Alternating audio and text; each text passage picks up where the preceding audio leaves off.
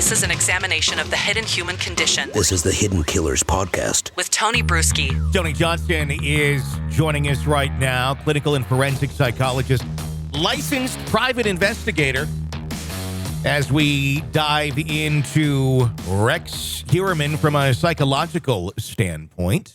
How would a psychotherapist or someone who's trying to evaluate the mental state of Rex Heuermann approach that conversation now that he's behind bars and these horrible allegations that are standing against him? How do you begin that conversation? What would the goal be, and what would you be trying to find out about someone like him while he's behind bars and facing these charges?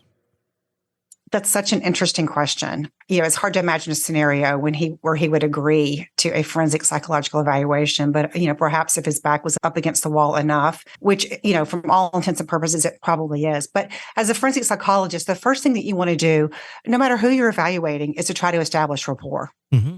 Because unless you can establish some kind of rapport with that person, you are going to get nowhere with them. And one of the things I do sometimes in evaluating defendants who are, you know, facing very difficult trials and circumstances is I try to empathize with their feelings about where they are. So no matter if they're innocent, they're guilty or whatever, they oftentimes feel trapped where they are. They've been arrested, particularly if they've never been arrested before. They often feel victimized, which again, this doesn't matter if this is true or false. It's the perception of that person. And so I oftentimes will start from that perspective, trying to, to establish some kind of rapport with them, also explaining the purpose of why I'm there. So it's going to be different. Their reception of me is going to be different if I am coming in as a court-appointed evaluator, or if I'm coming in on behalf of the defense or on behalf of the prosecutor. But no matter how I'm coming in, I make sure that I explain the purpose of the evaluation, their rights, including the right not to participate, the right to leave at any point in time. So I give them as much control as possible, and I empathize as much as possible. And then I start really from a subject that's very far away from the current situation.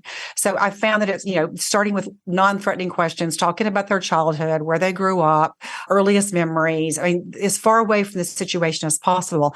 And I gradually work my way up to the current situation. I also, of course, am going to do psychological testing. That gives me a lot of different things. It gives me a way to compare this particular person to thousands of other people who've taken some of the same instruments. It also, a lot of the really good assessments have validity detectors in there, meaning that they pick up if somebody is trying to fake mental illness. They pick up if somebody's trying to fake good, meaning they're denying mental illness. So there are validity scales that are built in that help me evaluate that person's honesty. And of course, I'm going to talk to other people. One of the things that really differentiates a forensic evaluation from a clinical evaluation, like in a therapy situation, is that person may have a very understandable reason to lie. And so I am always going to be looking, maybe I'm going to be talking to the custody officers who's working with them. I might be listening to the phone calls they've made while they're there. I'm going to be looking at, or I'm going to be reading all the witness statements, all the things that happened leading up to it. I'm going to be talking to people who knew this person. So I'm going to be gathering a lot of information, not just from that particular person, but from people who were in this person's life before that, because that's going to help me put a picture together. If this person, for example, is claiming, okay, I have some kind of severe mental illness and that's why I committed this crime. This is not the situation here, but I want to see a history of that. If you're telling me you have a severe mental illness, I want to see that you've been to a therapist, you've been on medication, you've been in a psychiatric hospital. If you're telling me that you're mentally healthy, I want to see evidence of that. So it really is a pretty comprehensive evaluation that takes that person where they are now. And depending upon what the referral question is, that's another thing to talk about is, what am I asked to evaluate? And then I'm going to use all those strategies to put together and form some kind of opinion about this person. This is an examination of the hidden human condition. This is the Hidden Killers Podcast. With Tony Brueski.